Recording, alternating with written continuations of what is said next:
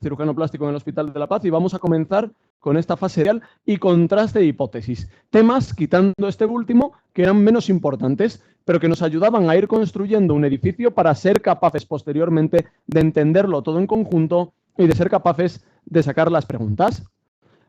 Recordad que terminábamos con la epidemiología, la segunda mitad de la clase en primera fase, que veíamos medidas en epidemiología y validación de una prueba diagnóstica. Y terminábamos dedicando unos minutos al tema 7, tipos de estudios epidemiológicos. Hoy, chicos, ese tema 7, ese tema que hablábamos en primera fase, es el más preguntado de la historia del MIR. Es el tema que más preguntas tiene todos los años desde que existe el MIR. Todos los años cuando nos reunimos y discutimos cuál es el tema más preguntado, todos los años gana el tema 7, tipos de estudios epidemiológicos. Vamos a comenzar con él, vamos a comenzar con este tema, vamos a ir progresivamente viendo este tema al que vamos a dedicar la mayor parte de la clase y en el que vamos a ver integrados cosas que vimos ya en primera fase y que vamos a repasar hoy. El tema de medidas, el tema de contraste de hipótesis y algunas cosas sobre el tema de validación de una prueba diagnóstica. Terminaremos, chicos, dedicando los 10 últimos minutos aproximadamente a algo que es muy sencillo, ya veréis que es muy fácil, pero que sé que crea mucha confusión, que es el tema de análisis de supervivencia y que sé que crea confusión principalmente porque apareció como imagen en el examen MIR, en la primera imagen que apareció de estadística en toda la historia. Esa es la única razón por la que crea confusión, porque realmente es un tema muy, muy sencillo que veremos en esos 10-15 últimos minutos. Justo antes de eso, dedicaremos una media hora aproximadamente al único tema que no vimos en primera fase, el tema de errores en los estudios epidemiológicos, el tema de sesgos, el tema en el que hablaremos principalmente del tema más importante que debemos recordar para el MIR, del error más importante que debemos recordar en el MIR, que es el sesgo por factor de confusión, que recordad, ya lo habéis visto, ya lo habéis estudiado estos días, es el único que se puede corregir a posteriori y eso hace que sea la razón por la que nos lo preguntan con gran frecuencia.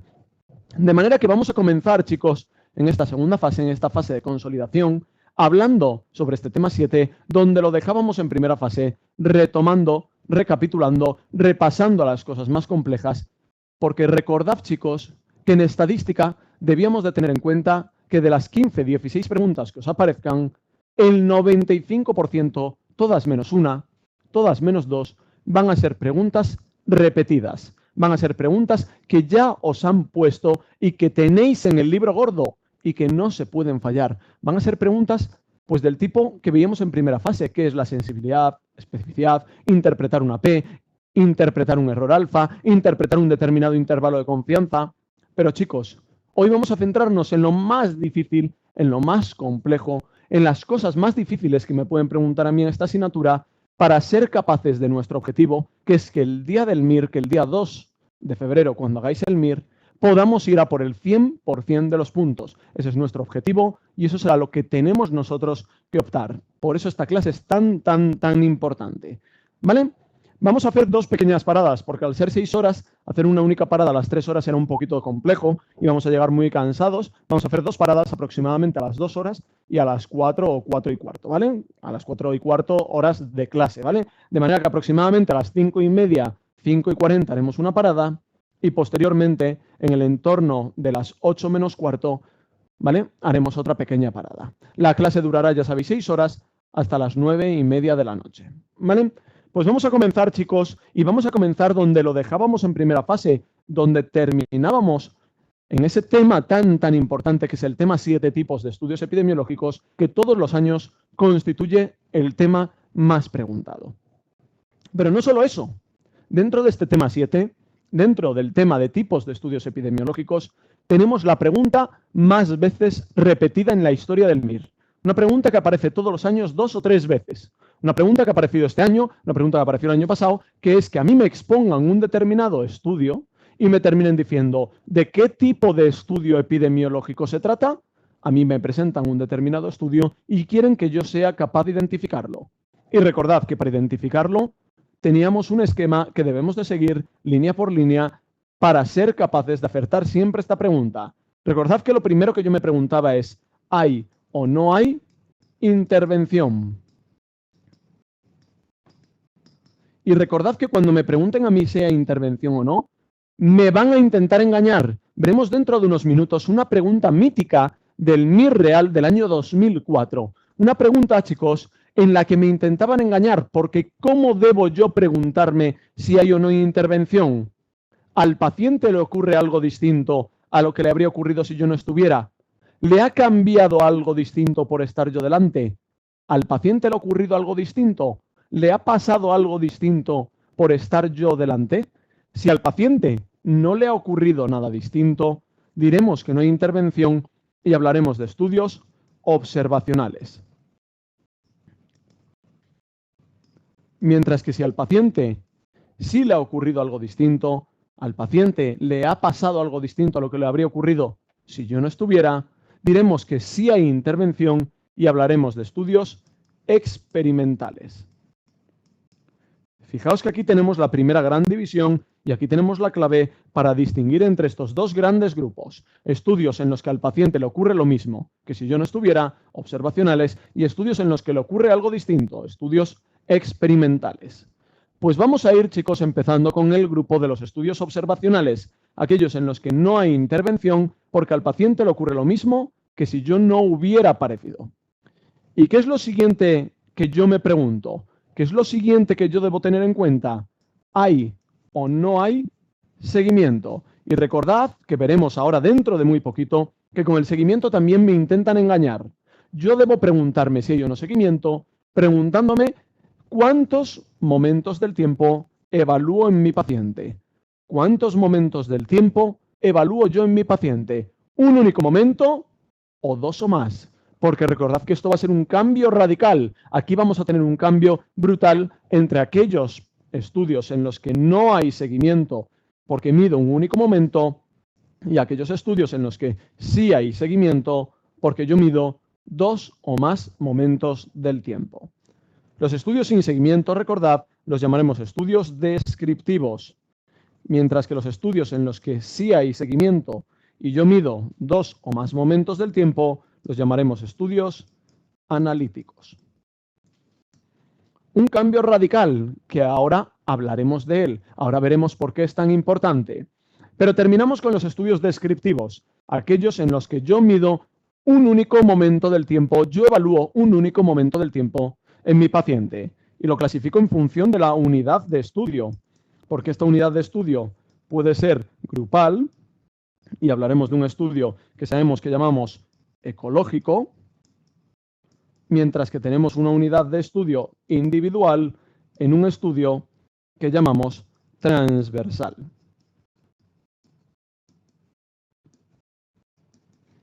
Fijaos, por tanto, que hemos llegado a los dos primeros estudios, el estudio ecológico y el estudio transversal, dos estudios que difieren, que se diferencian en cuál es la unidad que yo estoy evaluando. Dos estudios que son descriptivos porque no tienen seguimiento, solo evalúan un único momento. Dos estudios en los cuales no hay intervención.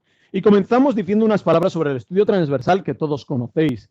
El estudio transversal, chicos, consistiría, por ejemplo, en ahora, vosotros que estáis conectados, 143 de vosotros, os preguntara de vosotros 143, ¿cuántos sois, por ejemplo, zurdos? Imaginaos que de los 143 me levantáis la mano 11. Y yo digo, vale, 11 de 143, 7%.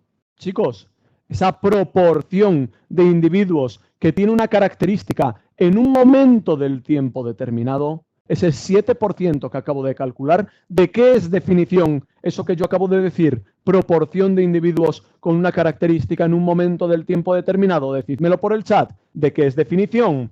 Esa proporción de individuos con una enfermedad o con una característica en un momento del tiempo determinado. Muy bien, de la prevalencia. Estos estudios transversales son estudios que me permiten calcular la prevalencia. ¿Y ha sido fácil o difícil hacerlo? Contestadme. ¿Ha sido fácil o difícil el estudio que acabo de hacer con vosotros? Ha sido muy fácil, ¿verdad? Rápido o lento, muy rápido. ¿Ha sido barato o caro? Muy, muy barato.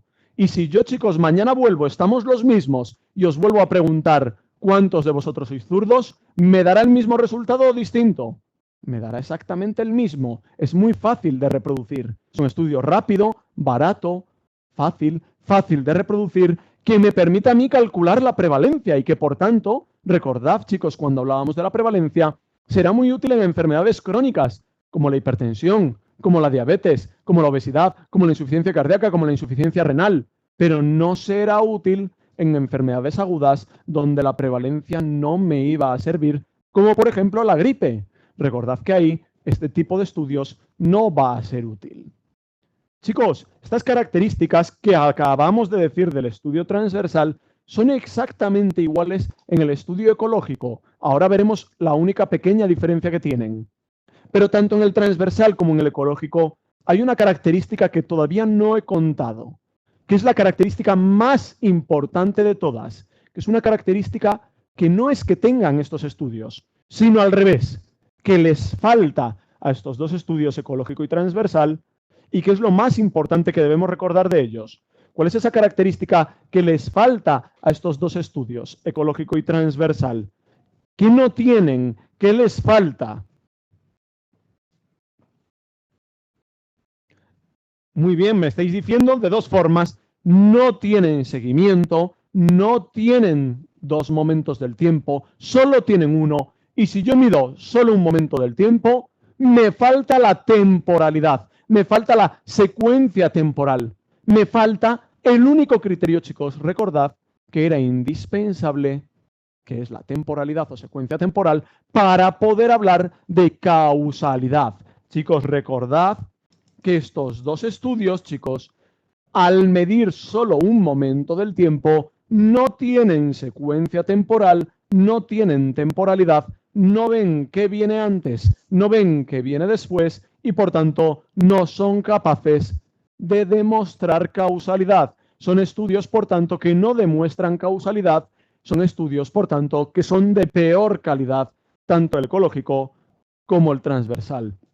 No permiten confirmar una hipótesis, no permiten demostrar una relación causal. Cambio radical que va a haber a partir de esta línea que os he marcado. Fijaos que cuando nosotros pasemos a los estudios analíticos, tendremos dos o más momentos del tiempo. Como ya hay dos como mínimo, hay un antes, hay un después, hay una secuencia temporal y por tanto yo ahora sí podré hablar de causalidad. Si sí hay secuencia temporal, yo sí que podré hablar de secuencia temporal. ¿Vale? Pues fijaos, chicos, que tenemos simplemente que decir la pequeña diferencia que tendremos con el estudio ecológico. Un estudio en el cual yo tengo las mismas características. Es fácil, rápido, sencillo, barato, muy fácil de reproducir. Es un estudio que permite tener en cuenta la prevalencia en enfermedades crónicas y que no permite demostrar causalidad. Pero chicos, tenemos una diferencia radical, una diferencia muy importante, que es que la unidad del estudio ya no son individuos, ya son grupos de individuos. Y ese estudio ecológico lo podemos ver, por ejemplo, cuando yo comparo la presión arterial en España con los países de nuestro entorno. Por ejemplo, la tasa de hipertensión en España, 6%, lo comparo con el 7% que hay en Francia, con el 5% en Portugal, con el 4% que hay en Malta, con el 9% en Reino Unido y con el 11% en Italia. Fijaos, chicos, que yo no estoy dando un dato que pertenezca a un individuo. Yo estoy dando datos que son resumen de un grupo de individuos. Son datos que yo no mido directamente, sino que voy al Instituto Nacional de Estadística y me lo dan. Alguien lo ha medido previamente. Son datos que llamamos indirectos, son datos que llamamos secundarios. Son datos que como yo no mido, yo no sé cómo han podido medir la tensión arterial en Portugal o cómo la han medido en el Reino Unido. Yo no puedo controlarlo y no puedo saber que todos ellos estén del mismo modo. Como yo no puedo medirlos, como yo no puedo controlar que todos sean iguales, chicos, siempre diremos que estos datos indirectos, que estos datos secundarios, que estos datos obtenidos de un registro son de peor calidad porque no los puedo yo directamente controlar. Son datos que yo no he medido y que por tanto son los que hay. Los tenemos de este modo y esto es lo que hay. ¿Vale? Chicos, fijaos que con estos dos, con el estudio ecológico y el estudio transversal, terminamos estos estudios que hemos llamado descriptivos, en los cuales tenemos un único momento del tiempo estudiado y por tanto al no haber seguimiento no habrá relación causal, no habrá causalidad. A partir de aquí tendremos un salto importante, tendremos un cambio radical hacia el segundo grupo de los estudios que vamos a nombrar en un momento y de los que hablaremos después. Fijaos que cuando yo evaluaba 2 o más momentos del tiempo, decía que sí había seguimiento y decía que teníamos estudios analíticos. Y estos 2 estudios son 2 estudios míticos, son 2 estudios importantísimos que tenemos que recordar. Son 2 estudios que son pregunta del MIR todos los años, 2 o 3 preguntas, y a los cuales dedicaremos ahora 20 minutos para ver sus características diferenciales, para ver sus características más complejas y para ser capaz de ver sus subtipos especiales. ¿Vale? Vamos ahora simplemente a nombrarlos, porque en función del seguimiento, este puede ser seguimiento retrospectivo o puede ser un seguimiento prospectivo hacia adelante. El seguimiento retrospectivo, hablaremos de un estudio que llamamos casos y controles, mientras que cuando el seguimiento sea prospectivo, hablaremos de un estudio que llamamos de cohortes. Recordad estos 2 estudios que son tan importantes, recordad estos 2 estudios que son tan fundamentales en el examen y a los cuales ahora vamos a dedicar un único momento a recordar su naturaleza y a recordar cómo es cada uno de los 2. Porque cuando luego vemos los subtipos especiales, hay veces que los entremezclamos, hay veces que decimos esto no se me parece, no. Chicos, los subtipos especiales van a ser un subtipo de cada uno de estos 2 y por tanto yo debo tener clarísimo cómo es cada uno de estos 2 porque su naturaleza siempre se va a mantener, su naturaleza siempre la vamos a tener disponible, siempre la vamos a tener exactamente ahí con nosotros. Fijaos qué consiste un estudio de casos y controles. Yo, por ejemplo, quiero ver la relación que hay entre bañarse en la piscina el año pasado y desarrollar gripe este año. Y para ello, chicos, elijo a 100 personas que son enfermas, 100 personas que tienen gripe y elijo a 100 personas que son sanas, que no tienen gripe. ¿Qué hago yo con ellas? Cojo esas 100 personas enfermas y 100 personas sanas y les pregunto cuántos de ellos están expuestos al factor de riesgo que es un estudio, que es haberse bañado el año pasado en las piscinas. Fijaos, chicos, que tenemos aquí un estudio de casos y controles que tiene 2 características fundamentales que yo debo recordar. La primera de ellas, ¿hacia dónde va el seguimiento? ¿Hacia dónde va mi flecha? ¿Hacia dónde iremos en nuestro estudio de casos y controles? ¿Hacia dónde estaremos yendo? Lo vemos muy fácil. Estamos preguntándoles si en el pasado se bañaron o no en la piscina. Es un seguimiento retrospectivo, un seguimiento hacia atrás. Pero segunda característica tan importante y segunda característica que nunca podemos olvidar. Chicos, en estos estudios de casos y controles, ¿qué es lo que yo elijo? ¿De qué parto yo? ¿Qué selecciono yo? ¿Qué es lo que yo tomo inicialmente? ¿Yo elijo gente con factor de riesgo y sin él? ¿O elijo enfermos y sanos? ¿De qué parto yo? ¿Qué elijo? ¿Qué selecciono? Yo cojo gente, muy bien chicos, que tenía gripe y gente que no tenía gripe. Gente que estaba enferma y gente que estaba sana. Fijaos, chicos, que estas 2 son las características definitorias, las características que tienen su propia naturaleza estos estudios de casos y controles y que nunca se van a perder porque forman parte de la naturaleza de este estudio. Son las que le hacen ser. ¿En qué consistirá, en cambio, un estudio de cohortes? El estudio de cohortes consistirá. Y digo, bueno, ya que voy a dar clase a 1.500 personas, voy a dividirlas en 2 grupos. Tensión con factor de riesgo. ¿Se ha cortado el micro?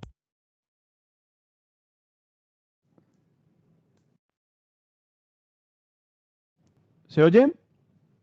¿Se oye? ¿Sí?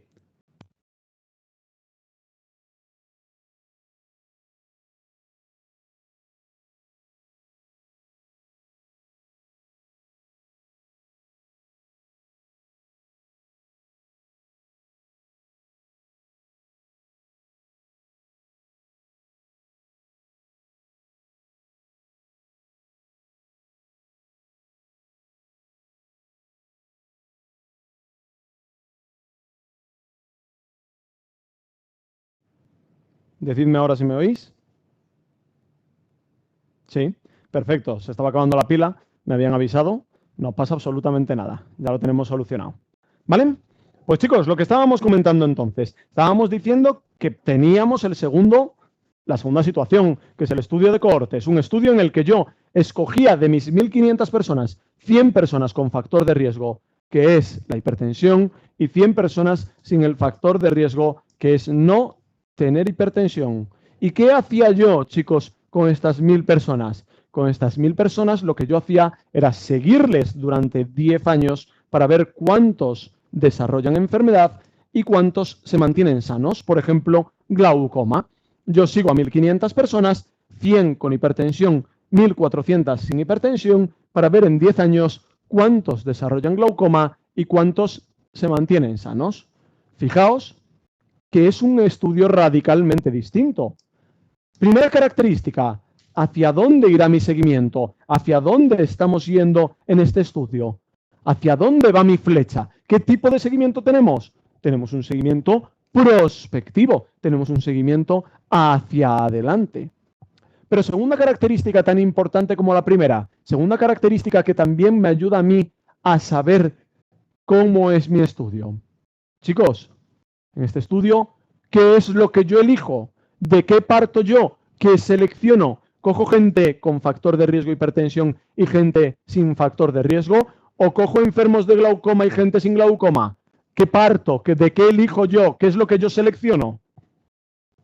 Yo cojo gente con factor de riesgo y gente sin factor de riesgo. Fijaos que hay un cambio, por tanto, radical. Fijaos que hay, por tanto, una diferencia tremenda entre nuestro primer estudio, el estudio de casos y controles, y el estudio de cohortes. Y quiero que estas dos características las tengamos siempre en la cabeza, porque nos van a ayudar a identificar de qué tipo de estudio hablamos y siempre se van a mantener. Estas dos características nunca nos van a fallar, nunca nos van a alterar en el caso de que nosotros tengamos alguno de los subtipos especiales.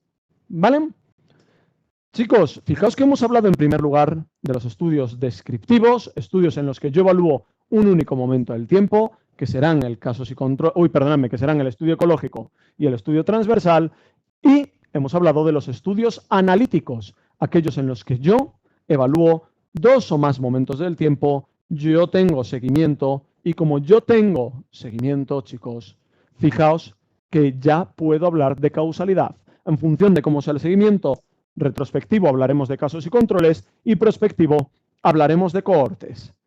Fijaos que aquí todavía, antes de terminar con los estudios observacionales, que es en los que estamos ahora, debemos decir un par de comentarios antes de pasar adelante.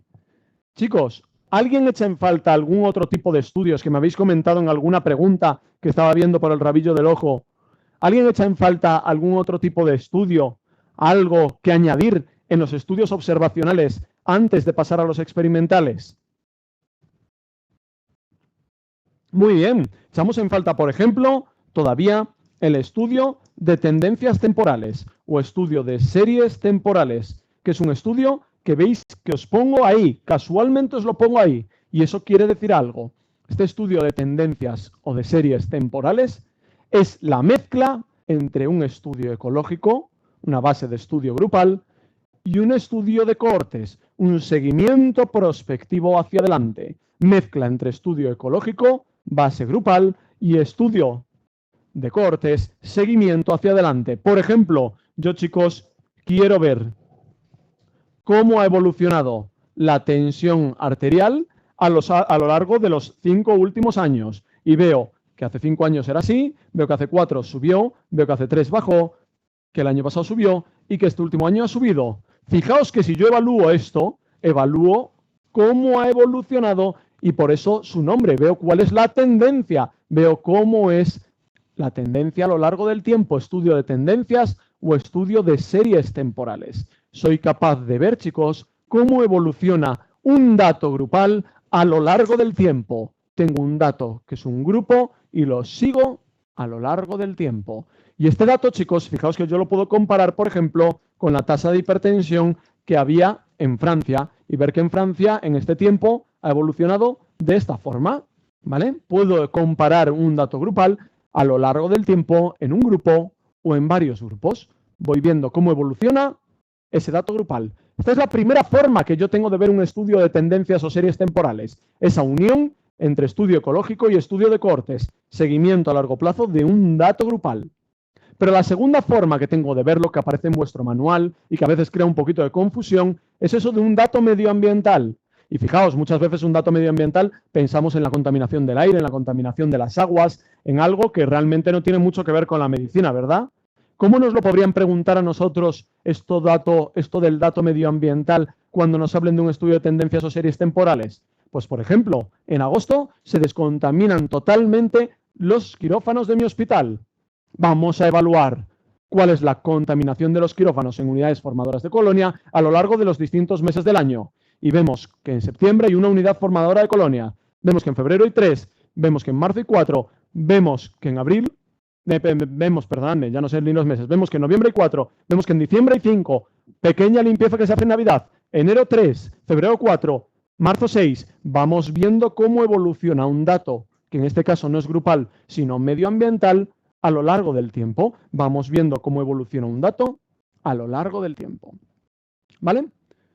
Ese ejemplo u otro, por ejemplo, como por ejemplo los niveles de sal en la comida del hospital. Vemos que los lunes hay 100.000 equivalentes, vemos que los martes hay 120, vemos que los miércoles hay 140, vemos que los jueves hay 160, que se va quedando grasilla, ¿verdad?, en la parrilla y que cada vez va habiendo mayor contenido de sal en la comida del hospital. ¿Vale? Esta es la segunda opción que tenemos de cómo encontrar un estudio de tendencias o de series temporales. En este caso tendremos un dato medioambiental y veremos cómo evoluciona a lo largo del tiempo. Primera opción, dato grupal, ecológico y seguimiento a largo plazo. Y en esta segunda opción, dato medioambiental con seguimiento a largo plazo. Fijaos, nos habíamos quedado en nuestro estudio y habíamos hablado del estudio de tendencias temporales, pero me faltan dos situaciones que no llegan ni siquiera a la categoría de estudios y que me lo habíais comentado alguno de los compañeros. Me falta un caso y me falta la serie de casos. ¿Y esto en qué consiste? Esto consiste en que existen enfermedades que son poco habituales y en las cuales yo no tengo suficiente gente como para poder hacer estudios. Y yo me encuentro una persona que tiene una enfermedad muy rara, que yo busco en PubMed, que yo busco en los libros y me encuentro que alguien hace 3 años tuvo un caso parecido en Nueva Zelanda, que tenía una clínica parecida, que lo diagnosticó de este modo, que le hizo estas pruebas, que lo trató de este modo y cuya evolución fue esta. ¿Qué es lo que yo hago? Yo aprovecho y yo saco información de ese único caso, que es lo único que yo tengo, o bien de un conjunto de casos, de 5, 6, 7 casos, que es la única información que yo tengo y que yo no comparo con nada y yo no tengo ningún tipo de diferencia con ellos en los cuales solo expongo lo que yo me he encontrado. En mis 10 casos, esta era la clínica que había, este era el diagnóstico que tenían y esta fue la evolución después de un determinado tratamiento. Fijaos, chicos, que en enfermedades raras, el caso o la serie de casos puede ser lo único que nosotros nos encontremos para poder hablar de una enfermedad sobre la que no tengamos mayor información. ¿Vale?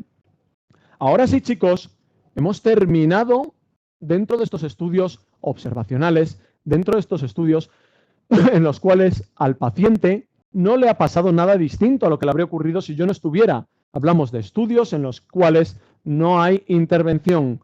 Dejamos los experimentales para la siguiente diapositiva y paramos aquí un momento con una pregunta que me habéis puesto y que es una pregunta muy buena, una pregunta que aparece siempre en clase. Una pregunta que me lleva a mí a que yo me he estudiado ya estadística, me lo sé muy bien, tengo ya perfectamente conocido todo esto que hemos estado hablando y resulta que cojo mi manual, que lo tendréis todos delante, y lo primero que me encuentro en el tema 7, en el primer párrafo del tema 7, me encuentro que los estudios descriptivos pueden ser también analíticos. Y yo digo, madre mía, esto no puede ser, ¿verdad? Acabamos de decir que descriptivos son el ecológico y el transversal y que analíticos son el casos y controles y el cohortes. ¿Qué es eso de que los estudios descriptivos pueden ser también analíticos?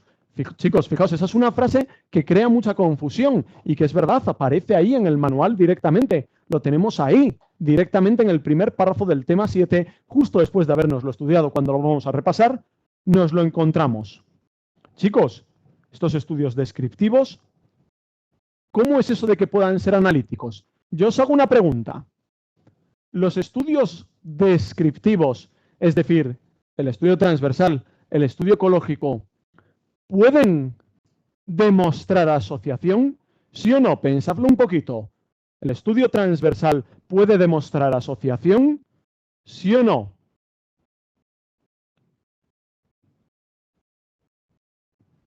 ¿Hay alguno de vosotros que se ha dado ya cuenta? Chicos, ¿pueden demostrar asociación? Os hago la pregunta de otro modo.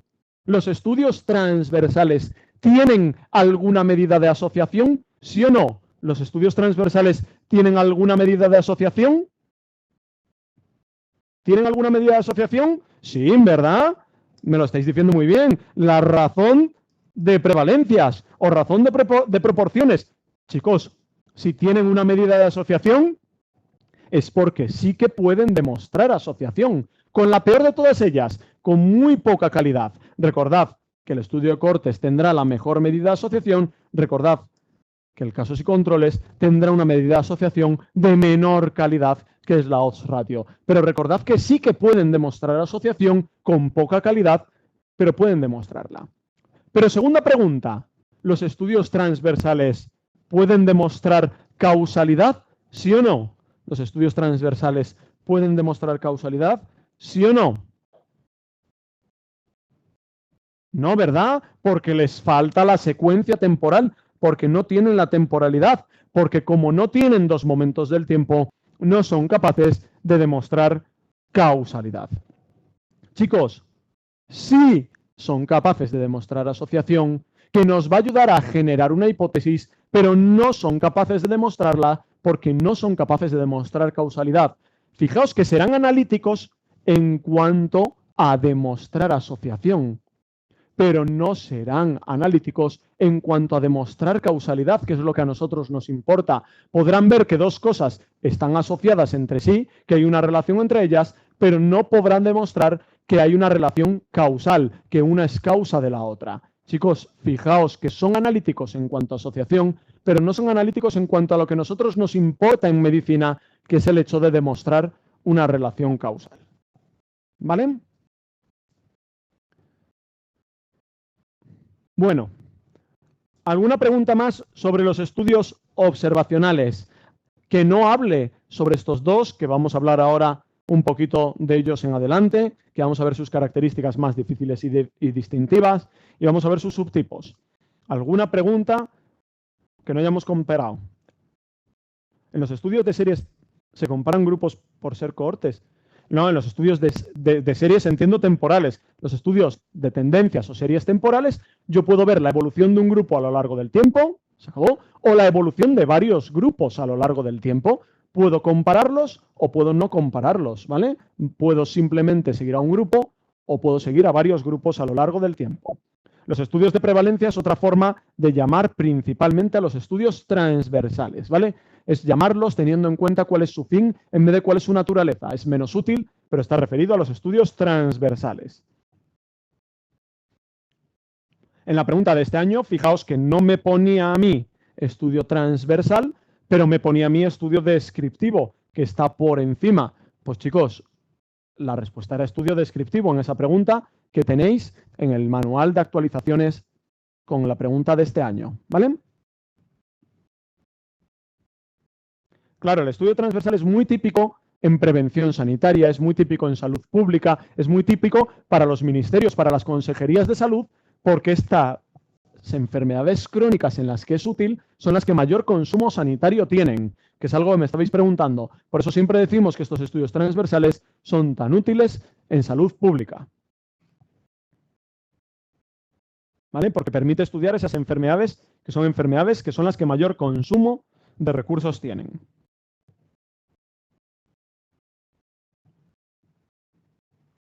No sé si hay alguna pregunta más.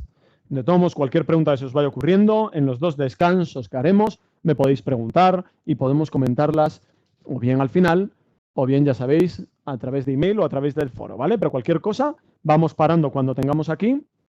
Y eso. El caso de control de sanidad de una corte, como ya os he dicho, lo comentaremos ahora cuando hablemos de él, ¿vale? Por eso todavía no lo hemos comentado, porque os he dicho que los subtipos de estos los comentaremos ahora. ¿Vale? Pues vamos a continuar, chicos, dejando un segundo en stand-by, dejando un segundo estos dos estudios de a los cuales solo los hemos nombrado, pero nos faltan esas características que hemos dicho y esos subtipos.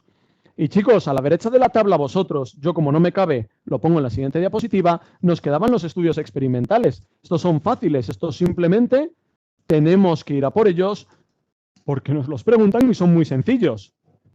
¿Cómo clasificaré yo los estudios experimentales? ¿Hay o no hay aleatorización? Y chicos, veremos dentro de un ratito, veremos dentro de un par de horas, que esto de aleatorización hay que tener en cuenta que cuando hablamos de ella nos referimos a aleatorización en la formación de los grupos. Aleatorizar implica aleatorizar a la hora de formar los dos grupos. Cuando veamos el ensayo clínico y sus fases, veremos qué es eso de la formación de los grupos. Veremos que esa aleatorización no tiene que ver con el muestreo. Tenemos estudios de dos grandes grupos. Tenemos estudios no aleatorizados, que los llamaremos también cuasi experimentales, ¿vale? Se les llama no aleatorizados o cuasi experimentales, y estudios aleatorizados, propiamente dicho, estudios sí aleatorizados. Cada uno de estos dos grandes grupos se clasificará en dos en función de cuál es el objetivo de mi estudio, que puede ser preventivo y que puede ser terapéutico. Que puede ser preventivo y que puede ser terapéutico. ¿Vale? Fijaos, chicos, que tendremos, por tanto, 4 tipos de estudios que debemos recordar y que debemos conocer.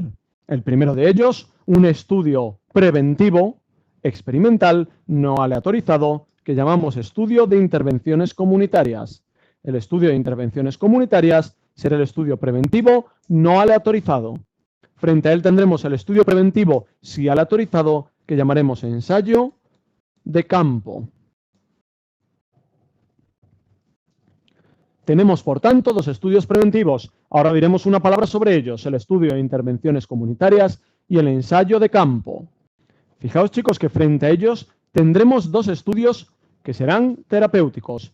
Un estudio terapéutico sí aleatorizado, que es el ensayo clínico, el estudio por antonomasia, el estudio más importante que tenemos, el estudio de mejor calidad, el estudio mejor de todos para demostrar causalidad, y tendremos un estudio que es parecido al ensayo clínico, pero no aleatorizado, y que llamaremos ensayo clínico no aleatorizado.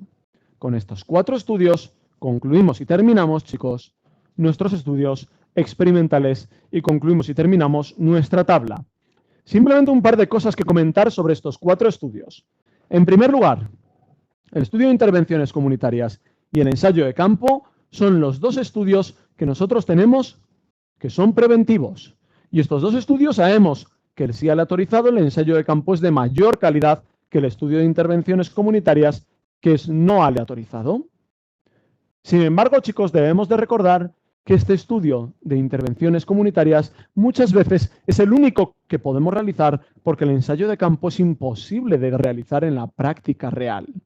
Chicos, un ejemplo muy típico que tenemos es cuando queremos comparar las tasas o cuánto se desarrollan enfermedades tiroideas en función de si el agua se encuentra yodada o el agua se encuentra no yodada.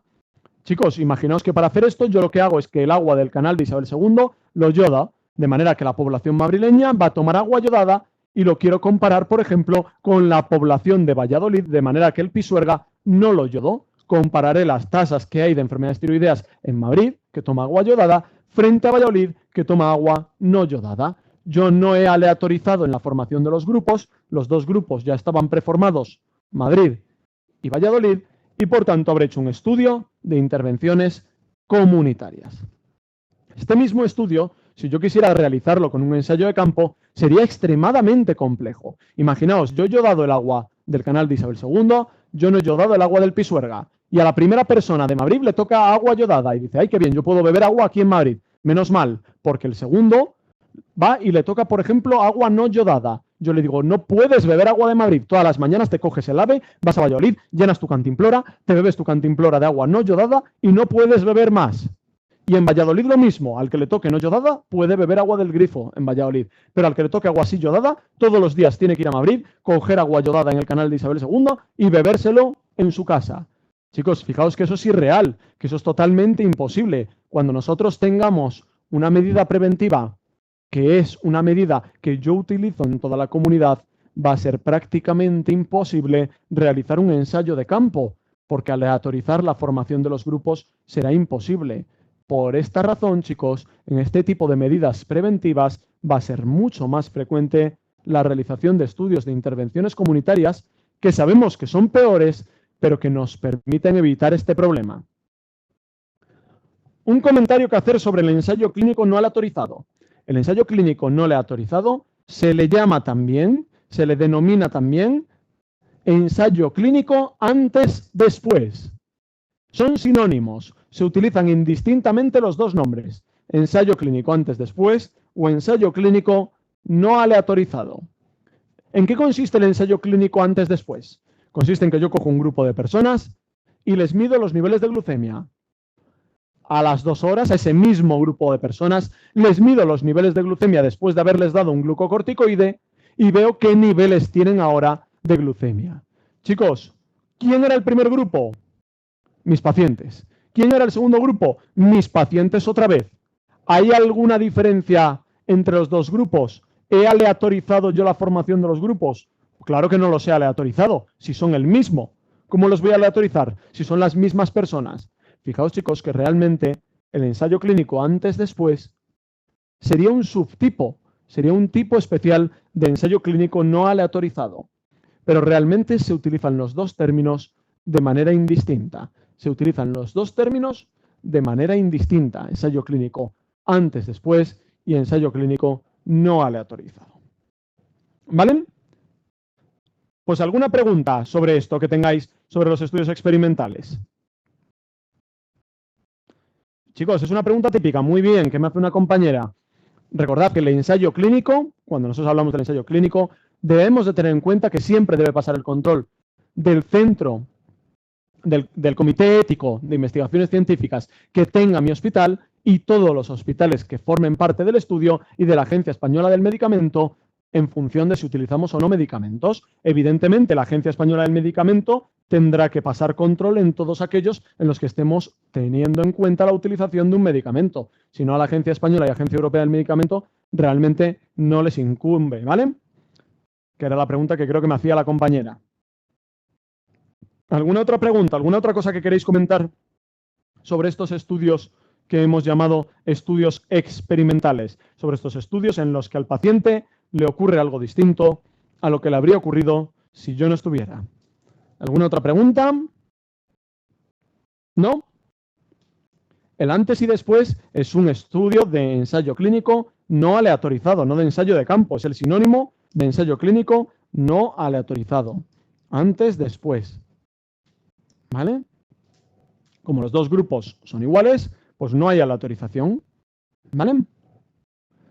Vamos a hacer unas preguntas sobre esto. Pregunta número 2. Leo, la pensamos y vamos paso a paso para ser capaces de contestarla.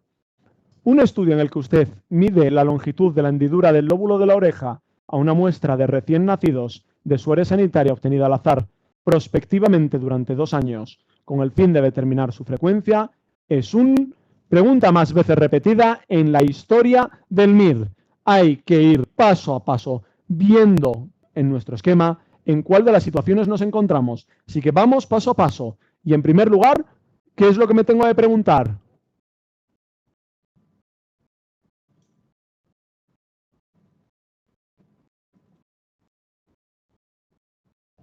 ¿Qué es lo primero que me pregunto? Muy bien. ¿Le ha cambiado algo a este paciente por estar yo delante? Chicos, ¿le habrá cambiado algo al paciente por estar yo delante? ¿Sí o no? Evidentemente no. Al paciente le he medido el lóbulo de la oreja y no le ha pasado absolutamente nada. Estudio, por tanto, observacional. ¿Qué es lo siguiente que me pregunto en los estudios observacionales, chicos? ¿Qué es lo siguiente que me tengo yo que preguntar en los estudios observacionales?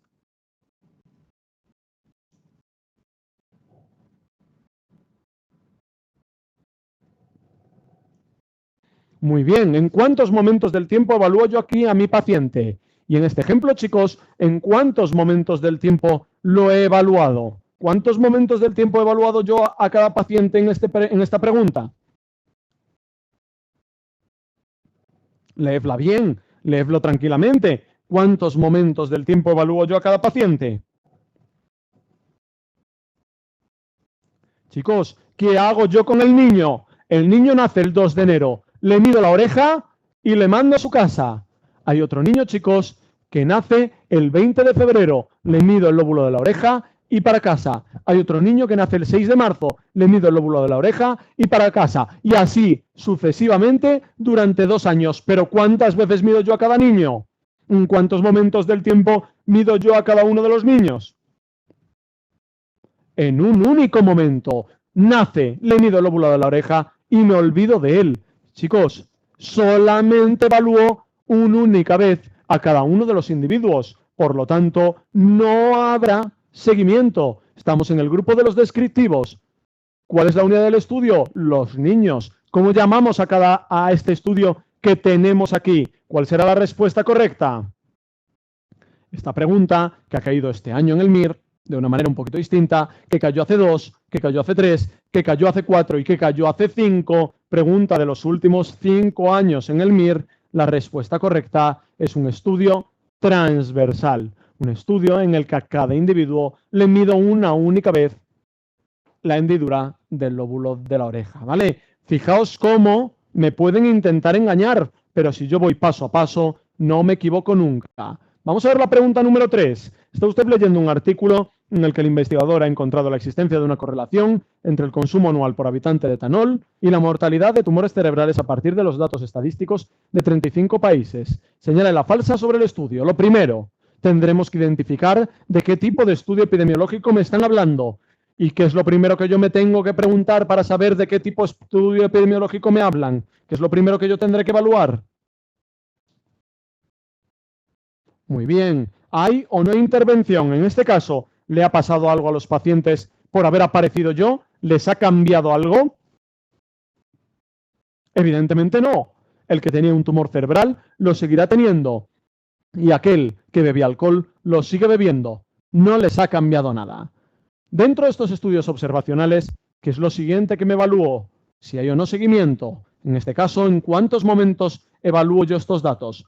¿Cuántos momentos evaluaré yo los datos de consumo de etanol y muertes por tumores cerebrales? Un único momento, me acerco a un registro y tomo esos datos en 35 países. Tumores cerebrales y consumo de etanol. Estamos ante un estudio descriptivo. ¿Y qué es lo siguiente que me pregunto? ¿Cuál es la unidad de estudio? En este caso, la palabra clave, chicos, que todos habréis marcado, que todos habéis subrayado, es países. ¿Este estudio cómo se llama? Estudio fantástico, ecológico, muy bien. Pues una vez identificado que estamos en el estudio ecológico, ¿cuál es la falsa? 1. Utiliza datos secundarios. 2. La información de este estudio le sirve para evaluar la relación causal entre etanol y tumores cerebrales. 3. La información de este estudio sirve para generar nuevas hipótesis. Y 4. La unidad de estudio no es el individuo. Chicos, muy bien, no es el individuo, son países, son datos que yo pido en el Instituto Nacional de Estadística y que me generan hipótesis, pero que no permiten confirmarlas. No sirven para generar relación causal. Evalúo un único momento del tiempo. Como no hay seguimiento, como no hay secuencia temporal, no podremos hablar de causalidad. No secuencia temporal, no causalidad. ¿Vale? Pregunta sobre este estudio, sobre el estudio ecológico. Y continuamos, chicos, porque quiero que de ahora en adelante, ahora que vamos a saltar a ver esas características del estudio de casos y controles y del estudio de cohortes, tengamos siempre claro de ahora en adelante que cuando me hablen a mí de un cohortes, yo debo pensar en el estudio de Framingham. Para mí, siempre que me hablen de un estudio de cohortes, debo pensar en Framingham. Fijaos, chicos, que estos estudios de Framingham es un estudio que se realizó en Estados Unidos cuando no se tenían claros los factores de riesgo cardiovascular, que hoy en día nos parece una tontería, pero que en ese momento no estaba tan claro. De manera, chicos, que este estudio de Framingham, ¿en qué se basó? que cogieron a toda la población de esa comunidad que se llamaba Framingham y la dividieron en función de los factores de riesgo. Hipertensión sí, hipertensión no. Dislipemia sí, dislipemia no. Tabaquismo sí, tabaquismo no. Y siguieron a estas 60.000 personas durante 40 años para ver quiénes desarrollaban enfermedad y quiénes se mantenían sanos. Fijaos que todavía incluso existen algunos genes que están en seguimiento en Framingham. Pensad en este seguir a 60.000 personas durante 40 años. ¿Fue rápido o fue lento Framingham? Duró 40 años, ¡qué barbaridad! ¿Fue caro o fue barato? Imaginaos seguir a 60.000 personas 40 años.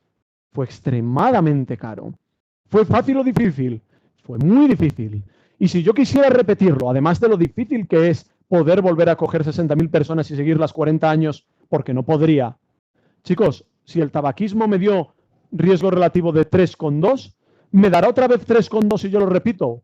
Pues por azar me dará 3,3, 3,1, 3,4, me dará algo parecido, pero no me volverá a dar lo mismo. Es un estudio caro, es un estudio difícil, es un estudio lento, es un estudio poco reproducible. Recordad, chicos, que estas características que hemos visto con Framingham son las características del estudio de cohortes.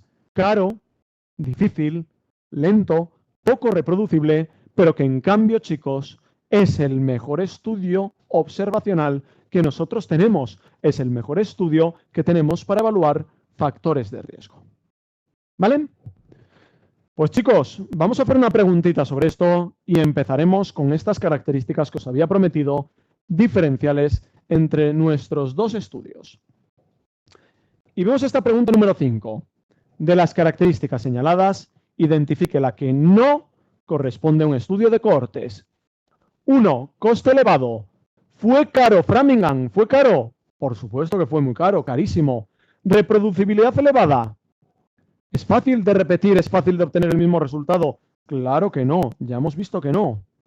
No sirve para investigar enfermedades raras. Lo veremos en la siguiente tabla, chicos.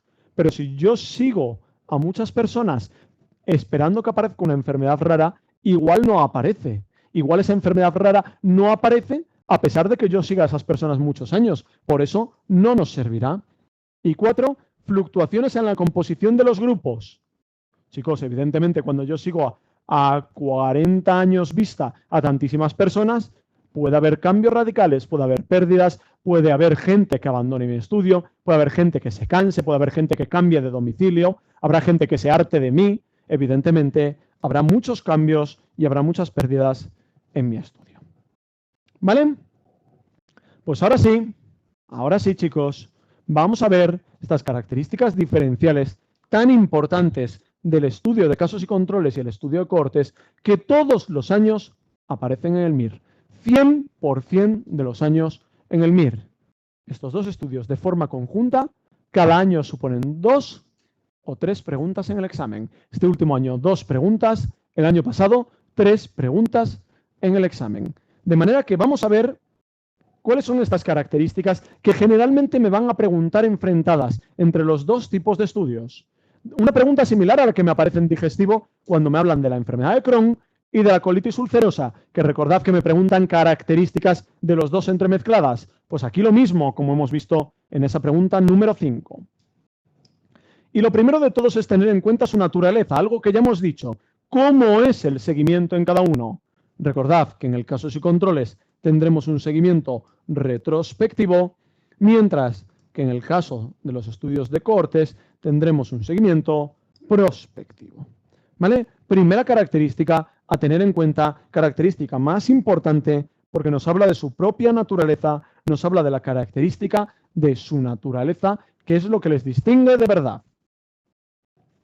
Segunda característica, ya lo hemos comentado, hemos visto que el estudio de cohortes Framingham era lento, era difícil, era caro y era poco reproducible. Vamos a pensar un momento ahora nosotros en nuestro estudio de casos y controles que teníamos antes.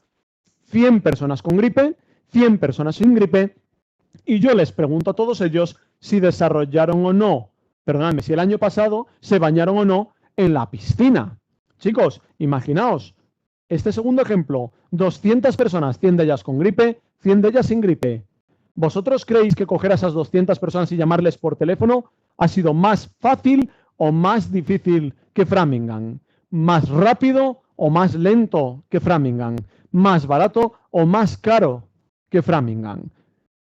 Tengo a esas 200 personas, les voy llamando por teléfono progresivamente y evidentemente va a ser más fácil que seguir a 60.000 personas durante 40 años.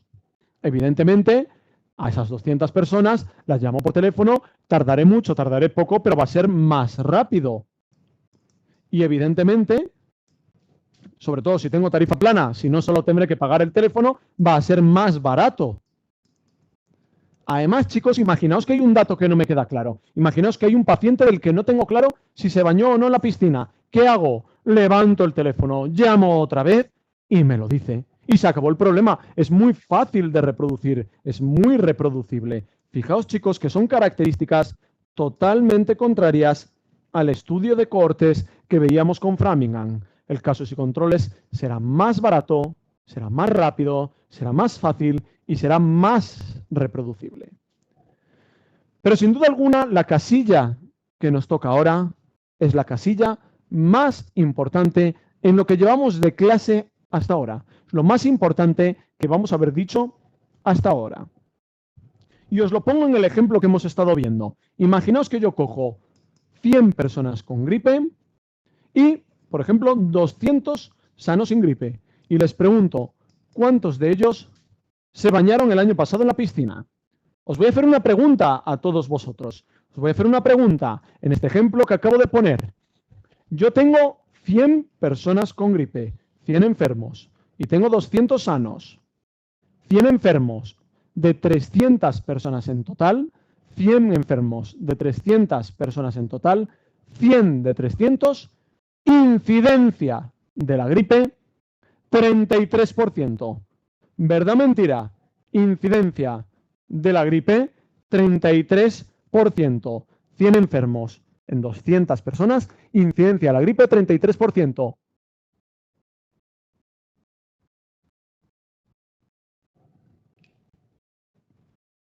Mentira, ¿verdad?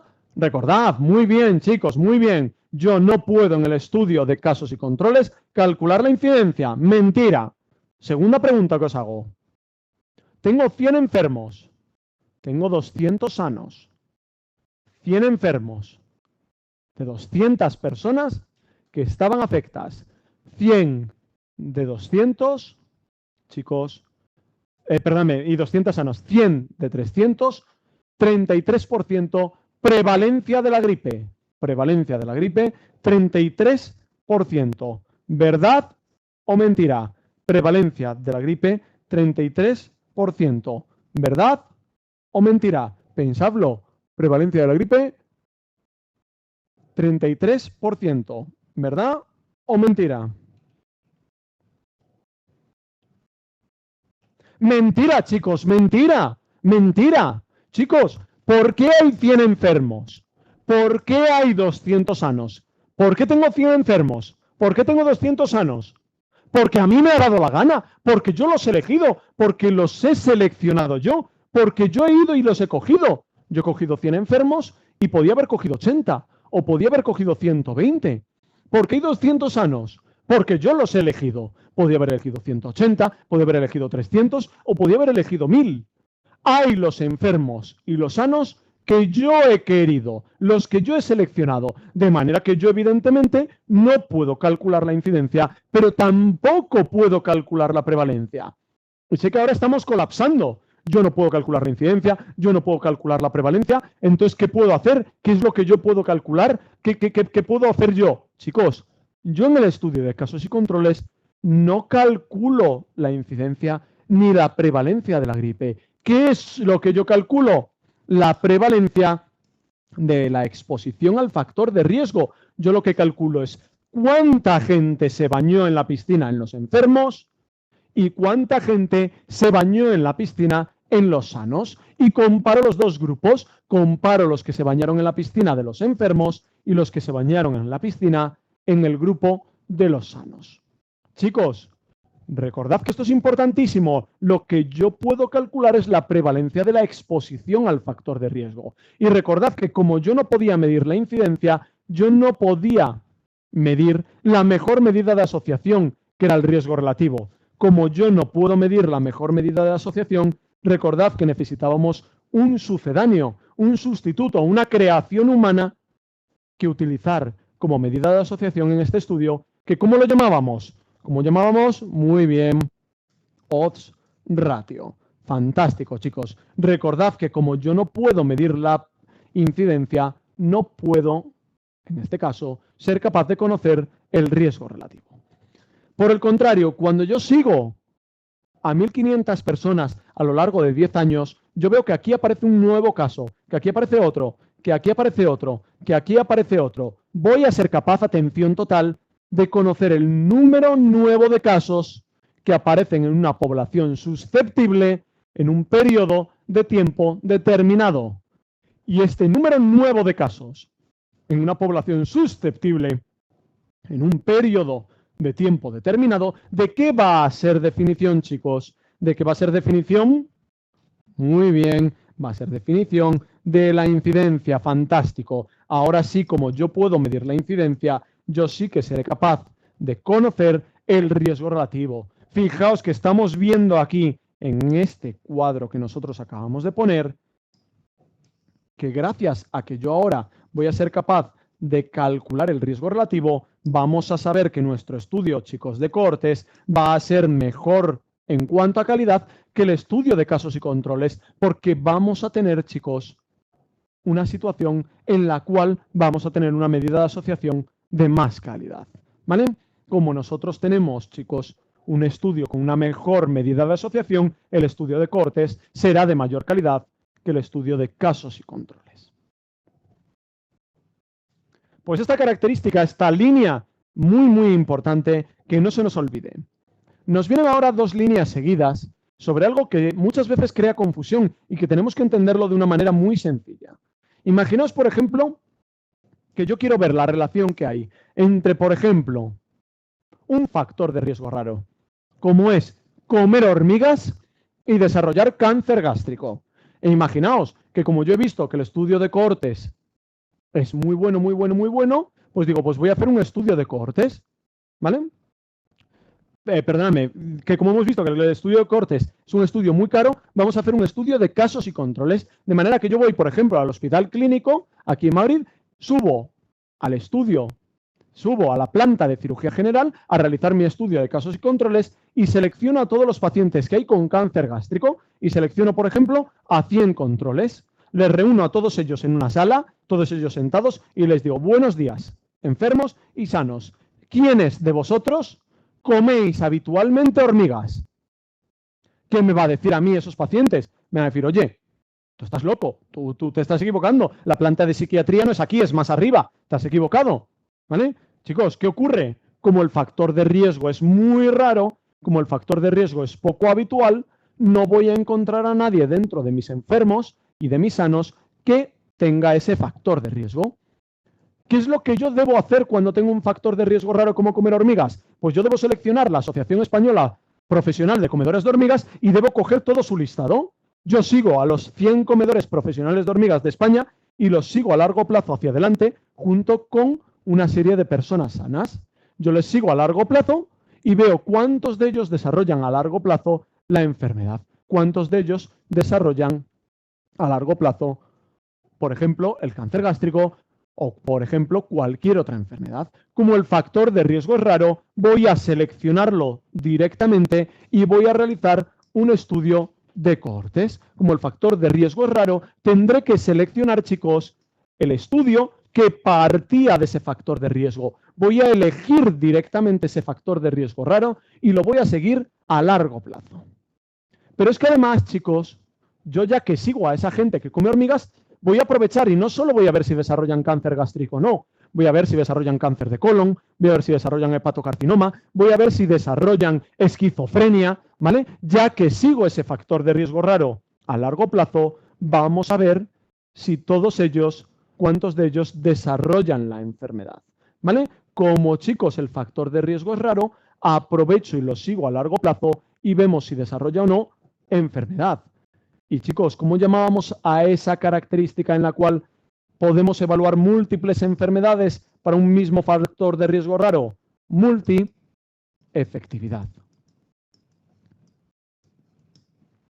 Veis que de esta forma tenemos estas dos características que no podemos olvidar del estudio de cohortes. Lo mismo en el sentido contrario. Por ejemplo, quiero ver la relación entre hipertensión y, por ejemplo, la distrofia de Becker. La distrofia de Becker, ¿sabéis? Es una enfermedad neuromuscular parecida a la distrofia de Duchenne, pero que aparece en adultos, que aparece en 1 de cada 1.000.000 de habitantes, aproximadamente. Imaginaos que yo sigo a 1.500 personas a largo plazo.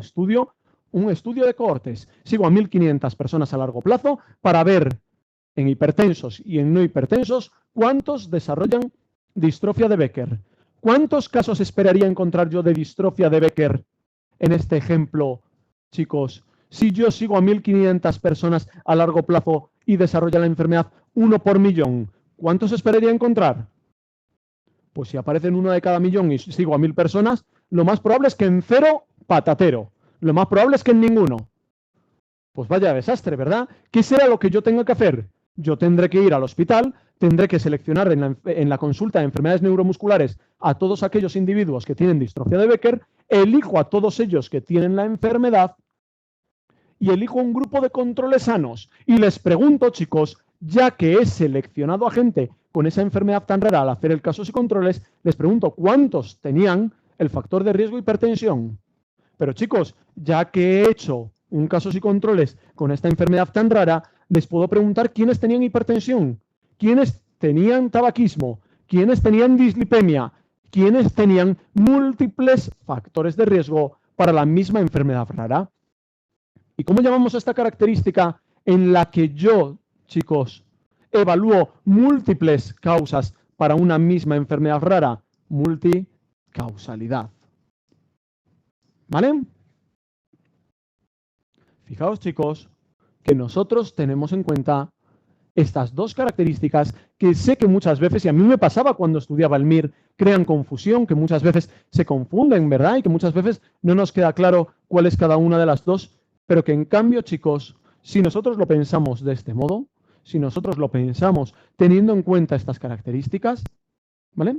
Nosotros debemos recordar que se trata de dos características que van de la mano de la característica fundamental que tienen. Yo en el estudio de cohortes parto del factor de riesgo. Por lo tanto, voy a hacer un cohortes cuando tenga ese factor de riesgo raro y lo siga a largo plazo. Y ya que sigo a largo plazo, puedo ver múltiples enfermedades. Lo mismo en el caso del estudio de casos y controles. Yo en el casos y controles parto de la enfermedad. Voy a hacerlo cuando tenga una enfermedad rara y que de este modo pueda haber múltiples causas para esa enfermedad rara. Se trata de una situación, chicos, que a veces crea confusión, pero que si lo pensamos así, ya veréis que es extremadamente fácil. Y nos falta la última casilla, que está reservada para el problema principal que nos encontremos en cada uno de estos dos tipos de estudios. Fijaos, chicos, que cuál es el problema más habitual que me puedo encontrar yo en los estudios de casos y controles. ¿Qué problema habitual suelo encontrar en el estudio de casos y controles? Decidmelo vosotros. Hay dos, muy bien, me los habéis dicho muy bien. En primer lugar, encontrar controles de calidad, ¿verdad?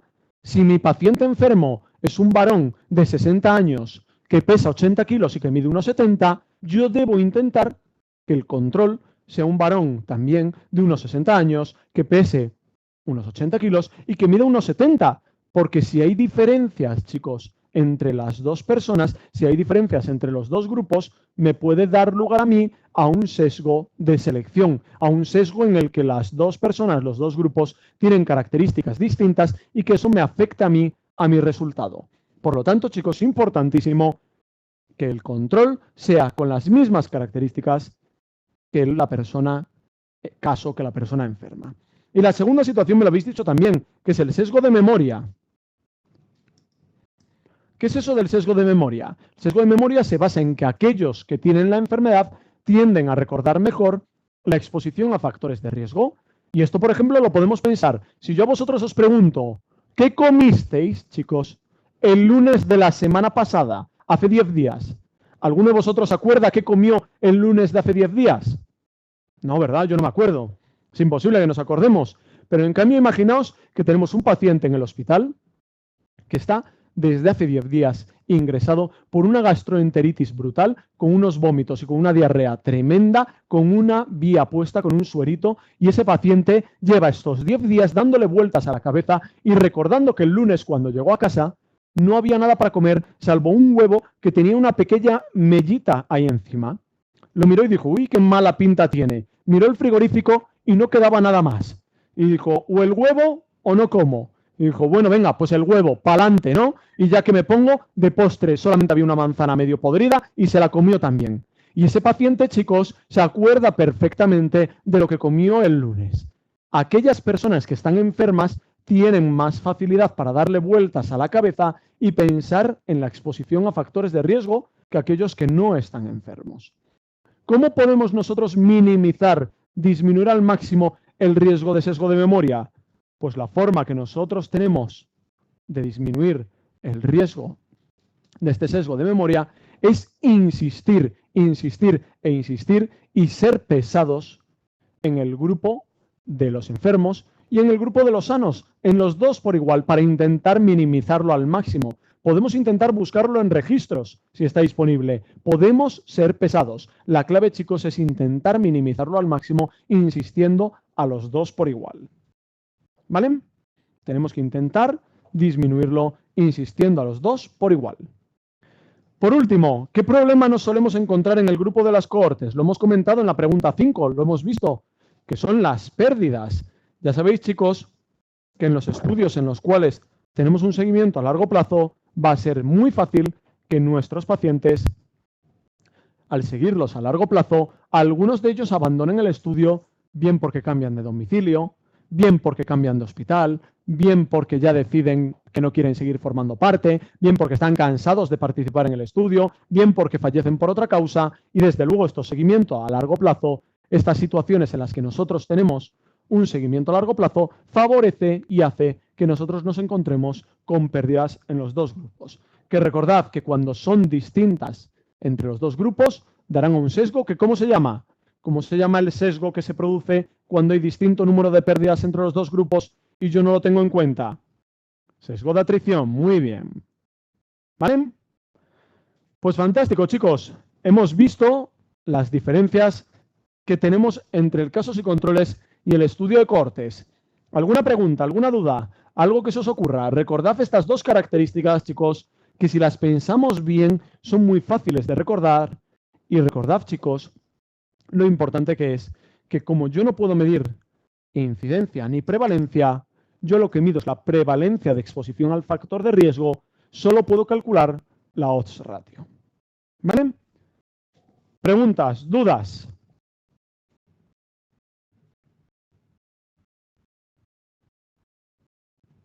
¿No? Pues fijaos, una pregunta real, una pregunta del año 2017, de hace un año y medio, en la cual me preguntaron dos preguntas iguales, esta es una de ellas, idénticas, la misma pregunta. El diseño de estudio epidemiológico que mejor se ajusta a la evaluación de asociación entre una reacción adversa poco frecuente y un tratamiento farmacológico frecuente es ¿cuál?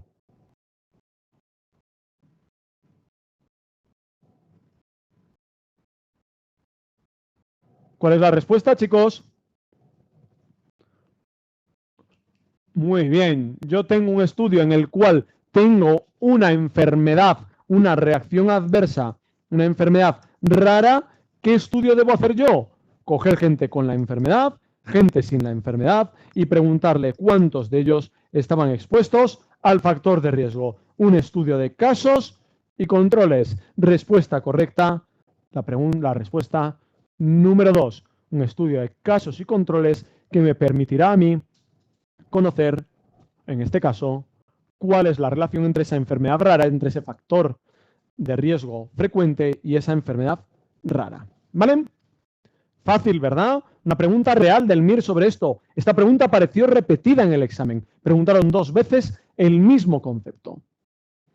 Pero fijaos esta pregunta que ponemos en la pizarra. Señale la respuesta incorrecta respecto a los estudios de cohortes. 1. Pueden ser prospectivos o retrospectivos. ¿Verdad o mentira? pueden ser prospectivos o retrospectivos. ¿Verdad o mentira? Bueno, tenemos que seguir adelante, claro, porque nosotros sabemos, chicos, que tenemos en cuenta que todos son prospectivos, pero que hay uno que se llama retrospectivos. Parece verdad, pero hay un compañero que ha dicho, tenemos que seguir leyendo. Muy buena opción, tenemos que seguir adelante. Vamos a ver la 2. Pueden medir los efectos de exposiciones infrecuentes. ¿Verdad o mentira? ¿Los estudios de cohortes sirven para exposiciones infrecuentes? Verdad, la 2 es verdad, ¿no? Una exposición, un factor de riesgo raro, lo elijo y para adelante, estudio de cohortes. 3. Permiten establecer con claridad la secuencia temporal de los eventos de interés. ¿Qué os parece la 3? ¿Verdad? Muy bien, ¿verdad? Me permite ver qué ocurre antes y qué después. 4. Permiten medir la incidencia. Un caso aquí, otro aquí, otro aquí, otro aquí. ¿Verdad también? Y 5 son estudios observacionales y descriptivos. ¿Verdad o mentira? Falso. ¿Por qué? Muy bien, son observacionales, pero son analíticos. La 5 es falsa porque son observacionales, pero son analíticos. Fijaos, chicos, por tanto, que la respuesta 1, que nos creaba dudas, vemos ahora que es verdad. Esta es la típica respuesta habitual en el MIR, en la cual yo tengo que tener en cuenta cuál es la opción más falsa o cuál es la opción más verdadera. En este caso, sabíamos que la 1 puede ser verdadera o puede ser falsa porque no hay estudios de verdad que sean retrospectivos, son mal llamados retrospectivos, pero chicos, sabemos que esta opción puede ser también verdadera porque es un estudio que se llama así, no nos queda más remedio. Por lo tanto, la opción falsa en esta pregunta es la 5 y la 1 la damos por verdadera. Y fijaos que esta pregunta la pongo para repasar y para hablar sobre los 2 subtipos especiales que habíamos dicho que nos faltaban. Tenemos que hablar en primer lugar del subtipo especial dentro de la cohortes, que es la cohortes histórica o cohortes retrospectiva que acabamos de introducir. A mí me gustaría hacer un estudio de cohortes, ¿vale? El estudio de cohortes, por ejemplo, consistiría en que yo ahora en el año 2018 cojo gente con factor de riesgo y gente sin factor de riesgo y los sigo hacia adelante, por ejemplo, 2 años hasta el año 2020 y veo cuántos desarrollan enfermedad y cuántos se mantienen sanos. Pero hemos visto, chicos, que el estudio de cohortes es un estudio caro, es un estudio lento, es un estudio difícil, es un estudio que tiene problemas, es un estudio que me conlleva a mí muchas dificultades y que, por lo tanto, chicos, no siempre va a ser posible realizarlo. De este modo, chicos, hay ocasiones en las que en vez de hacer un estudio de casos y controles, busco una solución que me dé un poquito más de calidad que los casos y controles sin las dificultades del estudio de cohortes normal. Y este estudio es lo que llamamos cohortes histórica o mal llamado cohortes retrospectiva. Yo me voy, por ejemplo, al año 2000 y en el año 2000 selecciono 1000 historias clínicas. Cojo 1000 historias clínicas en el año 2000. ¿Y qué hago? Las voy separando en función de si tienen o no el factor de riesgo. Digo, factor de riesgo sí, aquí. Factor de riesgo en el 2000 no, aquí. Factor de riesgo en el 2000 sí, aquí. Factor de riesgo en el 2000 no, aquí. Las voy colocando en función de si tienen o no factor de riesgo sí y factor de riesgo no. Y las sigo a lo largo de la historia clínica hacia adelante, hasta el año 2002, para ver en el año 2002 cuántos desarrollaban enfermedad y cuántos se mantenían sanos. Fijaos, chicos, que yo he hecho un estudio que llamamos cohortes histórica o mal llamada cohortes retrospectiva. ¿Y por qué os digo eso de mal llamada cohorte retrospectiva? Porque decidme vosotros, chicos, hacia dónde va mi seguimiento, hacia dónde va mi flecha, hacia dónde estamos yendo, hacia dónde es el seguimiento.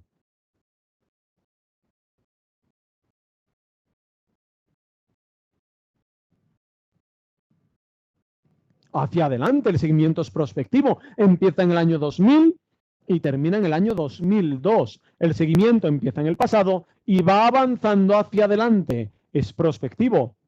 Pero segunda característica, chicos. ¿Qué es lo que yo selecciono? ¿Qué es lo que yo elijo? ¿De qué parto yo? ¿De gente enferma y sana o de gente con factor de riesgo y sin él? ¿De qué es de lo que yo parto? ¿Qué es lo que yo elijo? gente que tenía el factor de riesgo y gente que no tenía el factor de riesgo. Fijaos, chicos, que en este estudio que hemos llamado cohortes histórica o cohorte retrospectiva, se trata de un estudio que tiene las dos mismas características que tenía el estudio de cohortes normal. Es un estudio con seguimiento hacia adelante, seguimiento prospectivo, y es un estudio en el cual yo parto de gente con factor de riesgo sí y factor de riesgo no. Por lo tanto, las dos mismas características propias de la naturaleza del estudio de cohortes normal, las dos mismas características que no puedo yo olvidar. Chicos, a nosotros nos gustaría que este estudio se llamara solo cohortes histórica. Eso sería lo bueno, lo correcto.